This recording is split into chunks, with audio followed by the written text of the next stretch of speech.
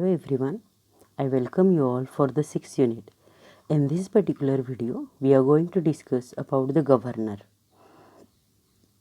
During our discussion, we will cover the introduction, appointment of governor, power and functions of the governor. If you see these pictures, you can see here that Raja Sir Maharaj Singh is the first governor of Maharashtra appointed by the Lord Mountbatten. After that, the Sir Girija Shankar Bajpai is appointed by our first president, that is Rajendra Prasad. Introduction. The governor is neither directly elected by the people nor indirectly elected by specially constituted electoral college, as is the case with the president. So already we had discussed in the previous unit about the election of the president. So whatever procedure and the appointment procedure has been carried out for selection of the or appointment of the president is not same for the governor. He is appointed by the president by warrant under his hand and seal. In a way, he is nominee of the central government. But as held by the Supreme Court in 1979, the office of governor of the state is not an employment under the central government. It is an independent constitutional office and it is not under the control of or subordinate to the central government. So please make this point as a clear. And as we know that our present governor of Maharashtra is Bhagat Singh Koshyar. Appointment. The draft constitution provided for the direct election of governor on the basis of universal adult suffrage, but the Constituent Assembly opted for the present system of appointment of governor by the president because of the following reasons.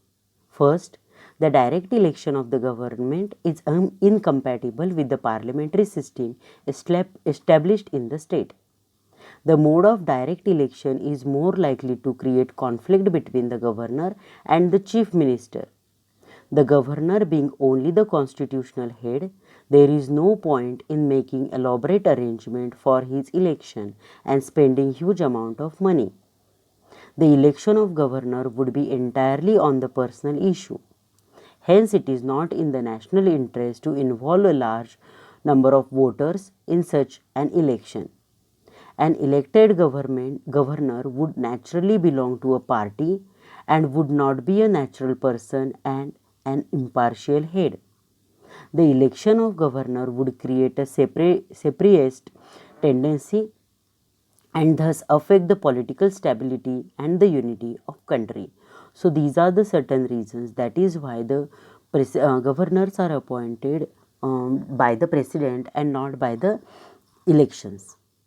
The few more points or the reasons are: the reasons of presidential nomination enables the center to maintain its control over the state. That is one more important parameter. The direct election of governor create a serious problem of leadership at the time of general election in the state. The chief minister would like his nominee to contest of governorship. Hence, second-rate man of ruling party is elected as a governor. The constitution laid down only two qualifications for the appointment of person as a governor. These are: first, he should be a citizen of India and he should have completed the age of 35. Additionally, the two conventions have also developed in this regard over the year. First, he should be the outsider, that is, he should not belong to the state where he is appointed, as we know that Bhagat Singh Koshyar is not from our state, so that he is free from the local politics. Second, while appointing the governor, the president is required to consult the chief minister of the state concerned, so that smooth functioning of the constitutional machinery in the state is ensured. However, both the conventions have been violated in the some of the cases. Powers and functions of the governor.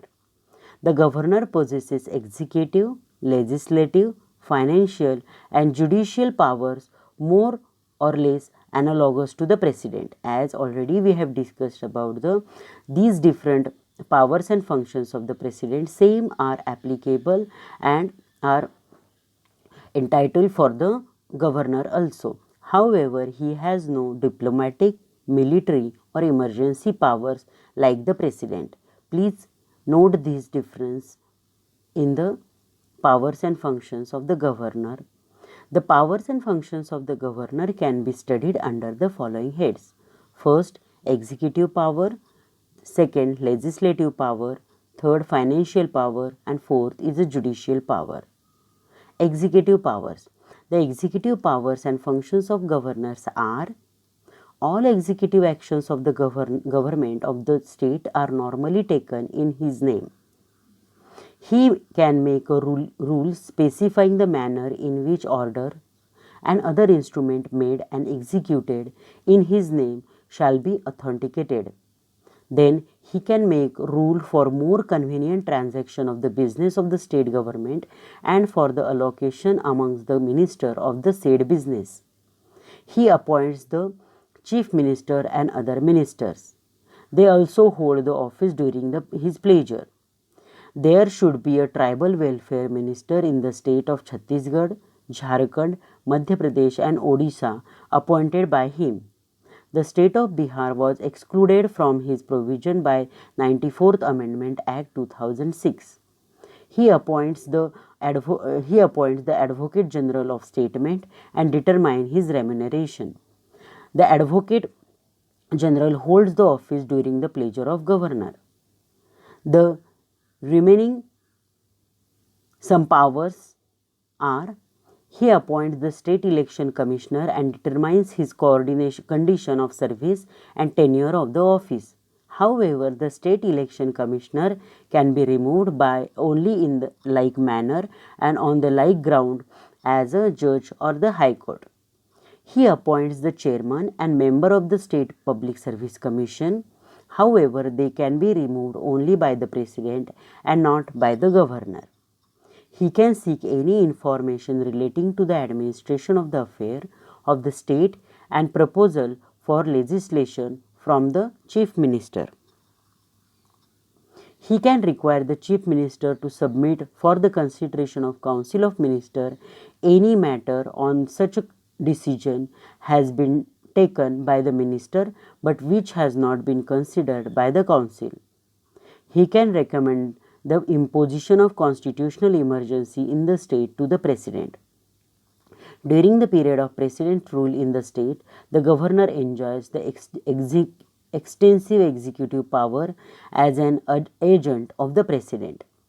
And the next is he acts as a chancellor of the universities in the state. He also appoints the vice chancellor of the universities in the state. Then the legislative powers. A governor is an integral part of state legislature. In that capacity, he has the following legislative powers. First, he can summons and prorogue the state legislature and dissolve the state legislative assembly. He can address the state legislature at the commencement of the first session, after each general election and first session of each year. He can send the message to the house or houses of the state legislature with respect to a bill pending in the legislature or otherwise. He can appoint any member of state legislature assembly to preside over its proceeding when the offices of both speaker and deputy speaker fall vacant. Similarly, he can appoint any number of state legislature council to preside over its proceeding when the office of both chairman and deputy chairman fall vacant. He nominates 1/6 of the member of the state legislative council from amongst persons having special knowledge or practical experience in the literature, science, art, cooperative movement and social service. He can nominate one member to a state legislature assembly from the Anglo-Indian community. He decides on the question of disqualification of member of the state legislature in consultation with the election commission. When a bill is sent to the governor after it is passed by the state legislature, he can give his assent to the bill or withdraw his assent to the bill or return the bill for the reconsideration of the state legislature. However, if the bill is passed again by the state legislature with or without amendment, the government has to give his assent to the bill or reserve the bill for the consideration of the President. In one case, such reservation is obligatory. That is, where the bill passed by the state legislature endanger the position of the state high court. Then the financial powers. The financial powers and functions of the governor are: he sees the annual financial statement, that is state budget, is laid before the state legislature. Money bill can be introduced in the state legislature only with his prior recommendation. No demand for a grant can be made except on his recommendation.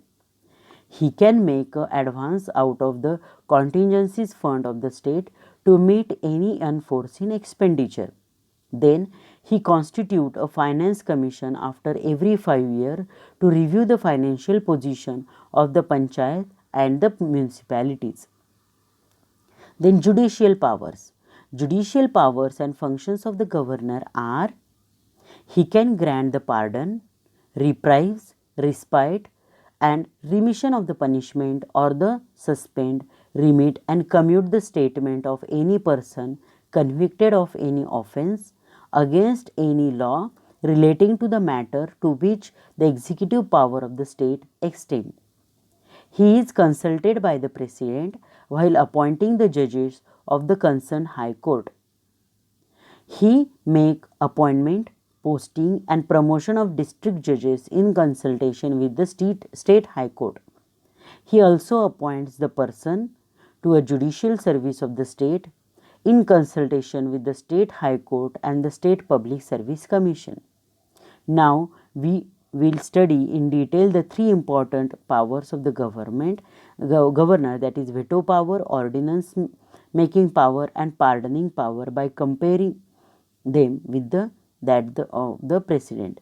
But we are not going to cover these part during our discussion as it is beyond our scope.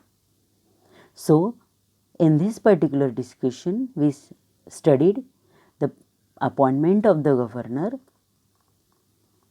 then what is meant by governor, their powers and function, that is executive power, legislative, financial, and judicial power. Thank you for watching.